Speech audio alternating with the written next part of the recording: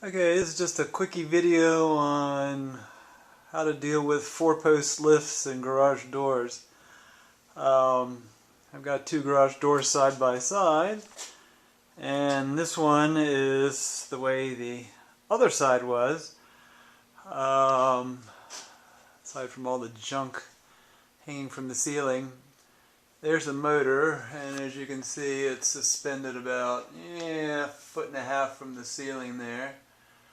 It is chain drive, which is the only way I know how to do this. And you can see the chain and the sort of I-beam that the car slides along. And that's nailed above the garage door to some studs there. The ceiling's way up there.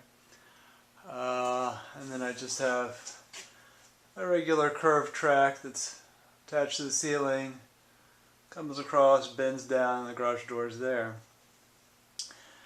Now with my four-post lift, the question was, how do I get all this up against the ceiling so I could actually fit a car up against the ceiling?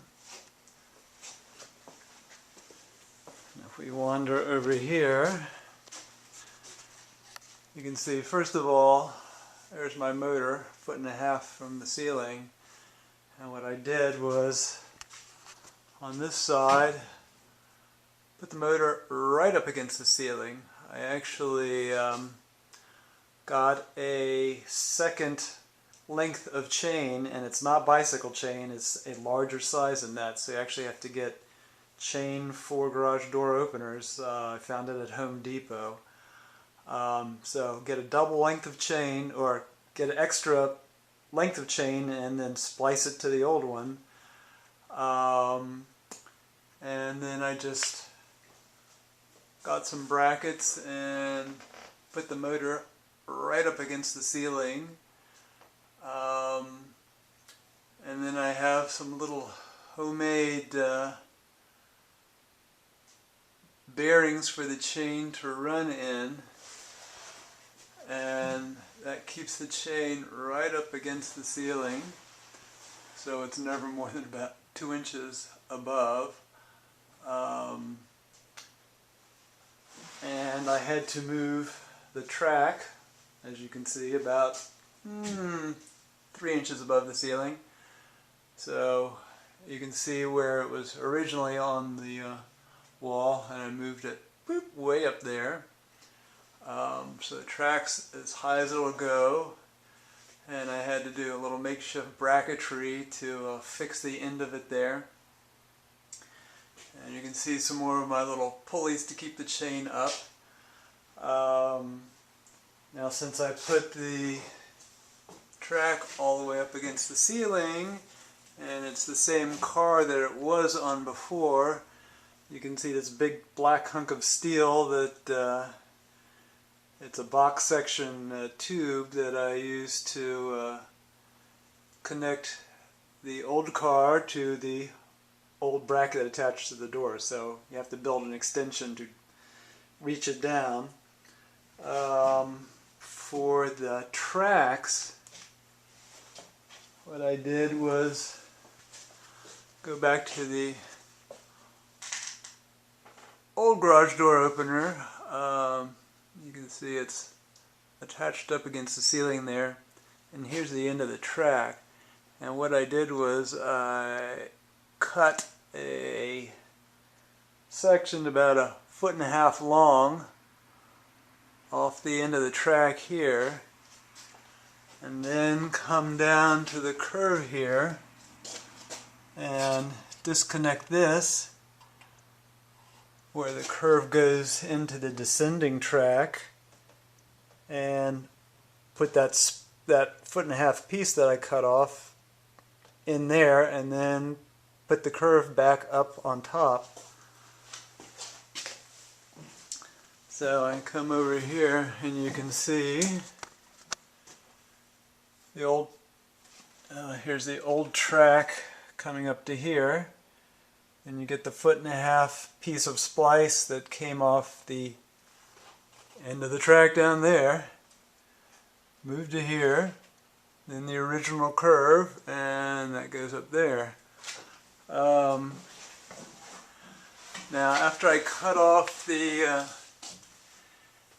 end of that channel there, I just put a piece of angle iron on. As you can see, it's roughly bolted on there just to extend it back to the original hanger that it hung on. That way I didn't have to move the hanger. Now when you put your splice in there, you'll see that I have little blocks of wood and angle iron and other assorted things to sort of engineer it so that it all works. You can see there's a piece of wood that's original for the garage door, but then it ended there, so I had to put on another little chunk of wood up there to attach the pulley and the hardware for the end of the garage door. The springs are all the same as they were, and that's really about it. There's the other side. Again, going up, the original spring and pulleys, just re-engineered the little extension to reach back to the original hanger. And it actually works. Now I don't know about other garage door openers, but this one has little clamp-on stops that you probably can't see very well, that actually tell the garage door opener when to start and stop. You can probably just barely see it there. So once you get it all hooked up, you have to stand up by the motor and just run the thing up and down and adjust where you put that little stop on the chain so it starts and stops at the right time. But when you fire it up, it does work. You climb right up against the ceiling there and stops where it's supposed to. The only other thing I should point out is there's a handle on the outside of the garage door, which, of course, it's probably too dark out here to see, but the handle would hit the trim here, so I had to actually shorten the handle a little bit.